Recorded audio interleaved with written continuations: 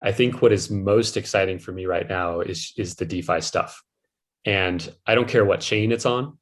It is these decentralized immutable protocols which can do financial transactions without any intermediary, with no middleman involved whatsoever. And you can do the whole thing in 5 seconds from anywhere on the world on a phone. And I have to just be in awe at how destroyed the banking system is going to get as this tidal wave approaches. They are so far behind the curve. And as the world becomes comfortable with using things like MetaMask, what the hell are banks going to be doing? Like, why in the world would you ever use a bank? I mean, the last reason to use a bank for a crypto person was to get the stability of fiat when you wanted to exit the volatility of crypto. That's been solved with stablecoins, right? So the path into this stuff is a path that you don't emerge from. You do not go back to banks. And they are set up in such a way that they cannot be innovative enough to ever catch up to this stuff, ever. So the banks that people are going to use in the future are just these open source interfaces. And the functions and the services that people access are just going to be these open source protocols. I think it's going to bring a great deal of wealth generation to the entire world, regardless of who you are or where you are. It's going to be a great equalizer, and I think it's going to make the world a far better place. All right. Welcome back, everybody, to Altcoin Daily, where you subscribe because you're interested in making money with cryptocurrency, and this channel keeps you informed. My name's Austin. That was, of course, the great Erik Voorhees on the Bankless podcast, talking about why he is more excited about crypto in 2021 than ever. You see, he thinks DeFi is going to be a tidal wave to the banking system and never let up. And when he puts it this way, it's hella hard to disagree. Like it, support it. These guys put out great information. Subscribe to the channel. Because in today's video, I want to share with you the latest news for crypto. That includes breaking Ethereum news, the latest Bitcoin news, the latest altcoin news, and much, much more. Like always, check the timestamps down below in the video description. And let's jump in, starting with major news from JPMorgan. JPMorgan's retail customers can now tap into crypto, just not directly. Meaning JPMorgan will now help facilitate, will let their wealth management clients invest in crypto trusts like Grayscale, like Osprey. Wow. The fact that JPMorgan is willing to facilitate this, saying, hey, if you want to do it, we'll help you do it if you're our client through us. This is a big, big green flag. JPMorgan Chase is allowing its wealth management clients to invest in a selection of crypto funds, and the mega bank will help their retail clients invest in specifically Grayscale's Bitcoin Trust, GBTC, Grayscale's Ethereum Trust, the Bitcoin Cash Trust, the Ethereum Classic Trust, as well as Osprey's Bitcoin Trust through their brokerage accounts. And if you're asking why, it's because JPMorgan obviously sees the growing demand, and they want the users on their platforms. The move gives a wide array of JPMorgan clients, including those plugged into the commission-free Chase trading app, easy access to indirect crypto investing, meaning easy access into those Bitcoin and Ethereum trusts. And this is still just one more baby step out of many, because while you're able to invest through them, advisors still can't recommend you crypto through them. Advisors are prohibited from soliciting orders in the crypto funds, Business Insider reported. They cannot make buy or sell recommendations for their clients. So if you want to do it, you can invest yourself. They'll take a hands-off approach. But big news nonetheless.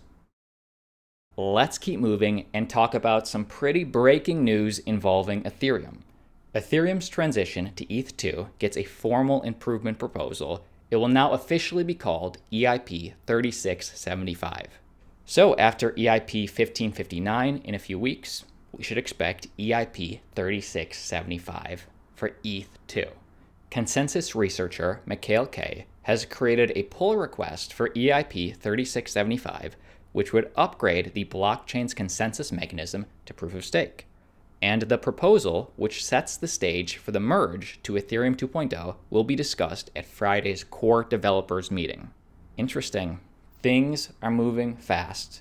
But I guess with Ethereum not that fast. Because contrary to some speculation, that doesn't mean ETH2 is necessarily happening this year. Tim Bako, an Ethereum Foundation dev who coordinates upgrades, told Decrypt that a 2021 merge is unlikely in his opinion. Everything would have to go perfectly, he said. I will keep you updated as we get more information. If you hold Ethereum, I encourage you to give me your thoughts down below in the comment section.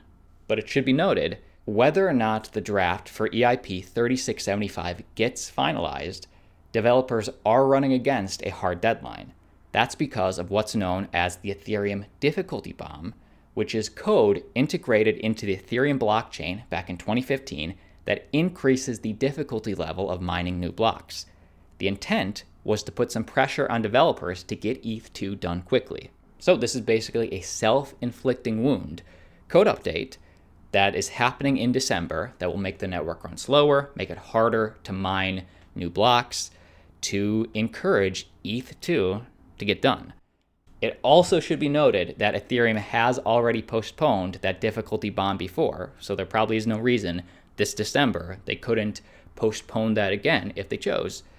But either way, I'll keep you updated. Next piece of very quick altcoin news.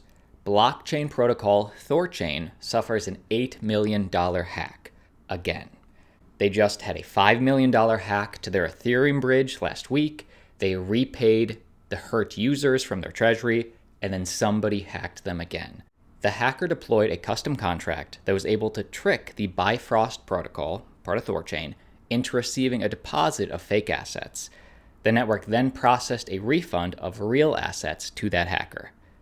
So Thorchain has been spoken about by many, including Erik Voorhees, who you saw at the beginning of this video, as a very promising crypto because it does provide interoperability between different types of blockchains, between Bitcoin, between Ethereum, and others.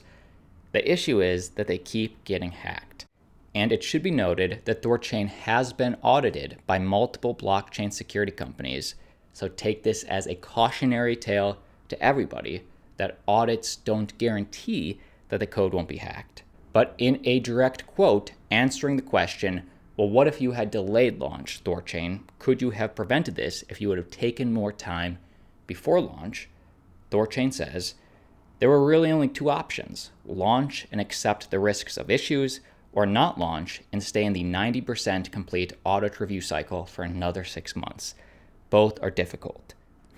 Well, in this case, I think it's pretty clear maybe you should have delayed another 6 months because you have had 2 hacks. But it is nice you are using your treasury to repay all funds and getting it fixed. We will have to see how this plays out for Thorchain. Next piece of very quick news for Bitcoin, especially for all US viewers. IRS tweaks crypto question language on their 2021 1040 draft form. The revised question asking taxpayers about crypto assets is much simpler and clearer. So for everybody that pays their taxes, which I assume is everybody, this is what the language on the tax form used to say. In 2020, it was a lengthier question that asked, at any time during 2020, did you receive, sell, send, exchange, or otherwise acquire any financial interest in any virtual currency? That was the old question. And in a draft of the 1040 form for 2021, released on Wednesday, the tax agency has proposed asking the question, at any time during 2021, did you receive, sell, exchange, or otherwise dispose of any financial interest in any virtual currency? I mean, they sound very similar to me. I guess this new version would be a little simpler sounding, but the reason they're changing it is because the 2020 version of the question generated considerable confusion about whether simply acquiring cryptocurrency or moving it from one wallet to another would incur taxes. In its guidance last year, the IRS made it clear that cryptocurrency transactions would only be taxable if they were sold, exchanged for goods or services, or exchanged for property, including other crypto assets. That should be the only taxable event, and this language, I guess, makes that a little clearer. So watch out if you're in the US for this new language potentially on the tax form. Next piece of lower cap altcoin news, blockchain-based Dtravel has secured over 200,000 property listings in its first 30 days.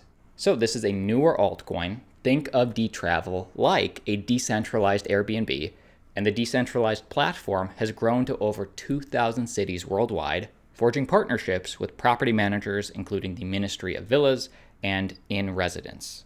So this protocol is so new, Dtravel's coin isn't even on the market yet. To define what it is, Dtravel.com is a decentralized platform for home sharing economy introduced last month by former executives from Airbnb, Expedia, and other travel technology companies. So cool to see. And full disclosure, I did invest in the pre-sale because I found it interesting. I'll always keep things transparent with you. And I believe they're still onboarding homes and destinations for people to eventually go to, just like you would want in an Airbnb type setting. So if you have a home that you're wanting to rent out or make some passive cryptocurrency, you might want to check it out on their website. And the coin is called TRVL, can be used for booking stays, qualifying for rewards and loyalty programs, participating in platform governance, and more. So something to keep on your radar. I'll keep you updated. That is the video. My name's Austin. Like always, see you tomorrow. Have a great weekend.